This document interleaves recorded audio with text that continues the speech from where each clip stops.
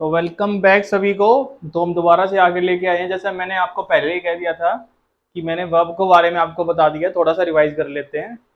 तो वर्ब हमने पढ़ा था, सबसे पहले क्या बताता है, एक्शन बताती है वर्ब, हमें पोजेशन बताती है, एंड नेक्स्ट पॉइंट हमें स्टेट बताती है। ठीक है, ये लव हेट वाला किया था हमने, हैव वाला किया था, हैड वाला कर लिया था।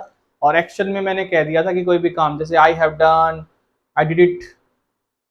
ठीक है, ऐसे कुछ भी बोल सकते हो, I have done, I have gone, she will come, she is dancing, she is singing, she is talking, teaching, swimming, laughing. सारे के सारे हमारे क्या है, एक्शन है जो हमने कर लिए थे। अब हम बात करते हैं वर्ब के मेन कितने टाइप होते हैं। तो वर्ब के बेसिक टाइप पढ़ेंगे, कुछ ज्यादा हम नहीं करेंगे। तो वर्ब का फर्स्ट टाइप हमारा प्राइमरी वर्ब्स बोलते हैं उनको, जिसको हम मेन वर्ब बोलते हैं, जैसे गो, वेंट और गोन, कट, कट और कट। ठीक है, अब देखो दूसरा टाइप है, उसको बोलते हैं secondary secondary verbs. Secondary verbs कौन सी हो सकती हैं? फर्स्ट हमारी हेल्पिंग वर्ब, जिनको हम ऑक्सिलरी वर्ब भी बोल सकते हैं। ठीक है, और सेकंड हमारी वर्ब कौन सी होती है? मोडाल वर्ब, जिनको हम मोडाल ऑक्सिलरी वर्ब भी बोलते हैं, जैसे कैन हो गया, कुड हो गया, मे हो गया, माइट हो गया। जैसे आई कैन डू इट, ठीक है, आई कुड डू इट। ठीक है, तो ऐसे वाले वर्ड जो भी हैं ये मोडाल में काउंट करते हैं, जो अपने बाद वर्ब की फर्स्ट फॉर्म लेते हैं। ये सारे मोडाल अपने बाद वर्ब की फर्स्ट फॉर्म लेते हैं। एंड हमारी जो हेल्पिंग वर्ब जितनी भी हमारे पास हैं वो ये हैं बेसिकली डू, हैव और बी। ठीक है, अच्छा ये सारी की सारी जो है ना, इनका सबका आगे टाइप्स होते हैं, तो इनको हम रूट वर्ब भी बोलते हैं। मतलब इनकी जन्मभूमि, जन्म स्थान, उद्गम स्थल डू, हैव और बी होता है। इन तीनों को हम पढ़ेंगे एक एक करके, और तीनों की प्रॉपर्टी भी पढ़ेंगे, कहाँ यूज होती है और क्या क्या काम करती हैं। ठीक है, ये डू, हैव और बी हेल्पिंग वर्ब का भी काम कर लेती हैं और मेन वर्ब का भी काम करते हैं। अब देखते हैं कहाँ हेल्पिंग वर्ब का काम करती हैं और कहाँ मेन वर्ब का काम करती हैं, और ये हेल्पिंग वर्ब और क्या क्या कर सकती हैं। सारे फंक्शन हम वन बाय वन देखेंगे, कैरेक्टरिस्टिक क्या है, इनके गुण क्या है, कहाँ कहाँ यूज होती है, सब कुछ देखेंगे। ठीक है, तो देखते हैं। देखो सबसे पहले हम बात करते हैं कौन सी वर्ब की हम पढ़ने वाले हैं, कौन सी वर्ब को हम पढ़ रहे हैं। तो वो हमारी है हेल्पिंग वर्ब। हेल्पिंग वर्ब को हम पढ़ रहे हैं, और पहली हेल्पिंग वर्ब हम कौन सी करेंगे? डू, जिसकी सिंगुलर फॉर्म डज होती है, और सेकेंड फॉर्म डिड, और थर्ड फॉर्म क्या होती है? डन होती है। तो डिड और डन की जो रूट फॉर्म है वो हमारी क्या है? डू है। अब एक पॉइंट याद रख लेना, अगर कभी भी आपको वर्ब की फर्स्ट फॉर्म दिखाई देती है, ऐसी फॉर्म जिसके साथ एस या ई एस बिल्कुल भी नहीं लगा हो, तो उस वर्ब को हम बोलते हैं कौन सी वर्ब? प्लूरल वर्ब बोल देते हैं। ठीक है, सेकंड मोस्ट इंपॉर्टेंट पॉइंट, अगर कोई भी नाउन आपको दिखता है, बेसिक बता रहा हूं, जैसे उसके साथ एस मिल जाए, जैसे बॉय हो गया, बॉयज बन गया इसका। ठीक है, चलो इसको सॉल्व, जैसे फॉर एग्जांपल गर्ल्स हो गया। ठीक है, तो ये हमारा कौन सा नाउन है? प्लूरल नाउन है, बेसिक बता रहा हूं मैं आपको। ठीक है, कि नाउन के साथ ऐसा आए तो वो कैसा बन जाता है? वो प्लूरल बन जाता है। और वर्ब के साथ कभी भी एस और ई एस आए तो वो वर्ब काम करती है किसका? सिंगुलर फॉर्म का काम करती है। मतलब वो वर्ब वर्ब हमारी, सॉरी सिंगुलर नहीं, वो प्लूरल ही रहती, सॉरी हाँ गुड, सिंगुलर रहती है। दोबारा रिपीट कर देता हूँ, अगर हमारी वर्ब एस या एस लेती है तो सिंगुलर फॉर्म बन जाती है, नाउन एस या एस लेता है तो प्लूरल बन जाता है। तो अब करने की बात यह है कि ऊपर लिखे हुए कौन से वर्ड सिंगुलर हैं और कौन से प्लूरल हैं। तो अगर बात करूं मैं, डज, डज हमारी वर्ब की फर्स्ट फॉर्म डू के साथ अटैच होके आया हुआ है, इसका मतलब ये हमारा क्या बन गया? ये हमारा बन गया सिंगुलर। ठीक है, और दूसरी बात क्या है, ये डू हमारी वी वन ओनली वर्ब की फर्स्ट फॉर्म है। वी वन बोलना छोड़ो, इसको वर्ब की फर्स्ट फॉर्म बोला करो। ठीक है, तो वर्ब की जो फर्स्ट फॉर्म है वो हमारी क्या है? वो डू है, तो डू हमारी प्लूरल रहेगी। डू है तो प्लूरल रहेगी, ऐसा कुछ नहीं है। ऐसा है कि डू के साथ कुछ भी एस या एस अटैच नहीं है तो सिंगुलर रहेगी। कहीं तुम अपने आप में माइंड में कोई गेम बना के बैठ जाओ। ठीक है, तो दूसरी बात अब देखते हैं, अगर डू है, सिंगुलर प्लूरल है हमारी, तो साथ में सब्जेक्ट कैसा लेगी? हमेशा सब्जेक्ट जो लेगी वो भी कैसा लेगी? प्लूरल लेगी। ठीक है, और डज अगर सिंगुलर है तो वो भी हमेशा अपने साथ कैसा सब्जेक्ट लेगी? वो सब्जेक्ट लेगी सिंगुलर।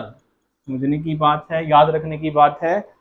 फॉर एग्जाम्पल हम बात करते हैं ना प्रेजेंट इंडेफिनिट में वर्ब की फर्स्ट फॉर्म के साथ एस या ई एस आता है, जो हम रट्टे मारते हैं वो नहीं मारना है, इतना सा याद रखना है। अगर ही, जैसे कि ही सिंगुलर होता है तो सिंगुलर हम अपने साथ क्या लेगा, डज लेगा। और डज, ये वाली वर्ब डू डज दोनों की दोनों अपने बाद वी वन भी लेती हैं।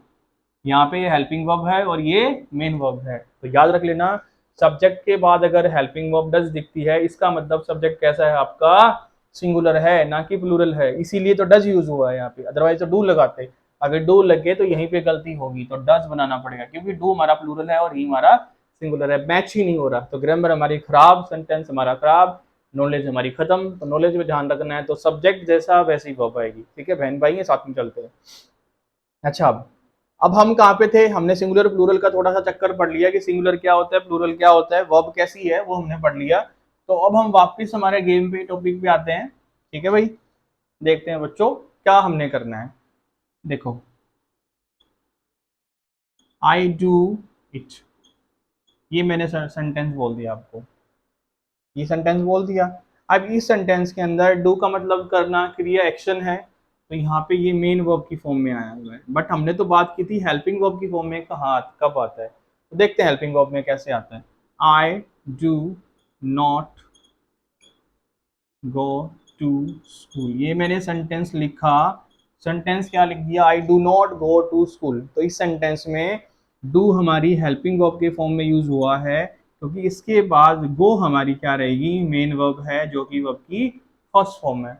अब आप कहोगे सर डू और डज में से कौन सी यूज करेंगे, जाहिर सी बात है आई के बाद डू यूज होगा। क्यों यूज होगा, क्योंकि आई हमारा कैसा पर्सन है, आई हमारा प्लूरल पर्सन है, प्लूरल सब्जेक्ट है।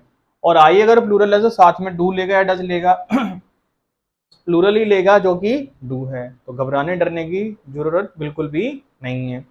या सेकंड पॉइंट याद रख लेना, कभी भी कोई भी सब्जेक्ट हो ना यूज हो, वो हमें क्या क्या डर देता है, जैसे ही से बात कर रहे थे, ही हमारा कौन है, ही एक पर्सन है, कौन सा पर्सन, प्रोनाउन है, थर्ड पर्सन प्रोनाउन है, पहली बात। तो दूसरी बात ये प्रोनाउन हो गया। ठीक है, थर्ड पॉइंट क्या कह सकते हैं, ये सिंगुलर है।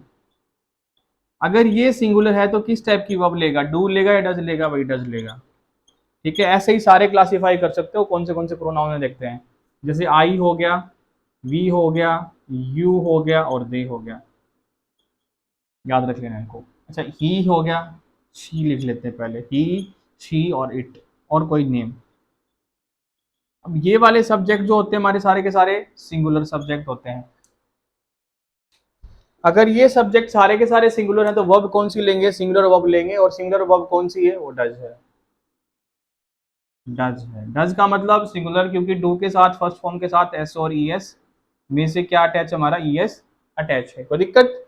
अच्छा, दूसरी पॉइंट हम क्या देख रहे हैं यहाँ पे, ये सारे के सारे हमारे कौन से सब्जेक्ट हैं, प्लूरल सब्जेक्ट हैं।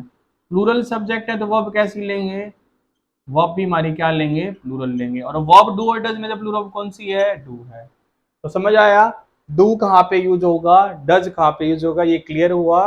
और डू और डज क्या है, हमारी हेल्पिंग वर्ब है। दूसरी बात, डू और डज डिड और डन के लिए रूट की तरह काम कर रही है, तो ये हमारी क्या है, रूट फॉर्म्स भी हैं। ठीक है, जन्म इनका कहाँ से हुआ है, डू डज से हुआ है। यहाँ तक कोई प्रॉब्लम है तो बताएं मुझे, अदरवाइज आगे चलते हैं, आगे चलते हैं। समझ आ गया होगा, नहीं आया हो तो आप दोबारा पूछ सकते हैं। चलो देख, अब ये डू की बात होगी।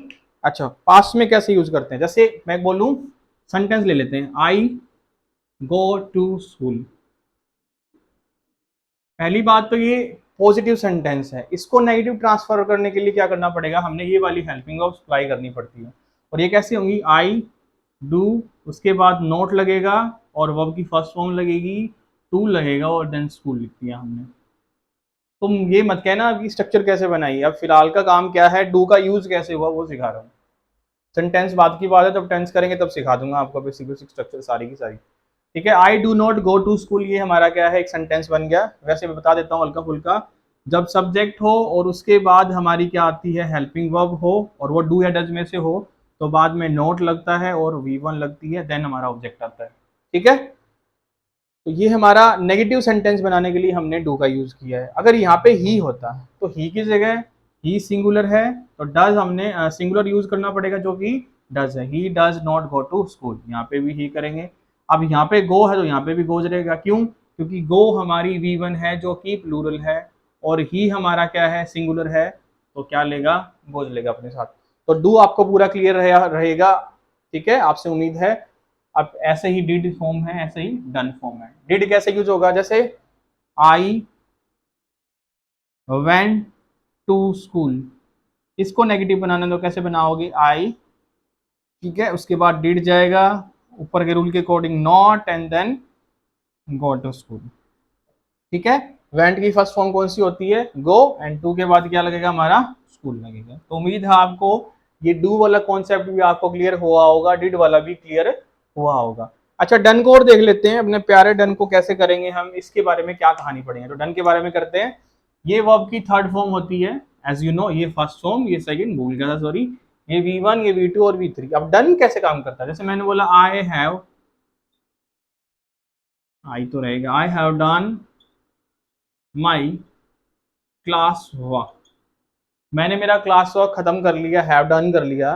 तो यहाँ पे जो डन है यही रूट फॉर्म है यूज, जो किसकी यूज हुई है, वो जो डू की हुई है, कोई प्रॉब्लम, ठीक है। अच्छा, ये अभी मैंने हैव भी लिखा था, आपको याद हो तो, ये हैव भी एक रूट फॉर्म है, ठीक है। हैव की तीन फॉर्म होती हैं, फर्स्ट फॉर्म ये वाली हैज और हैव होती है दोनों की दोनों, सेकंड हैड, और थर्ड भी हमारी क्या होती है, हैड होती है, ठीक है। आपको यहाँ तक आई थिंक कोई दिक्कत नहीं होगी।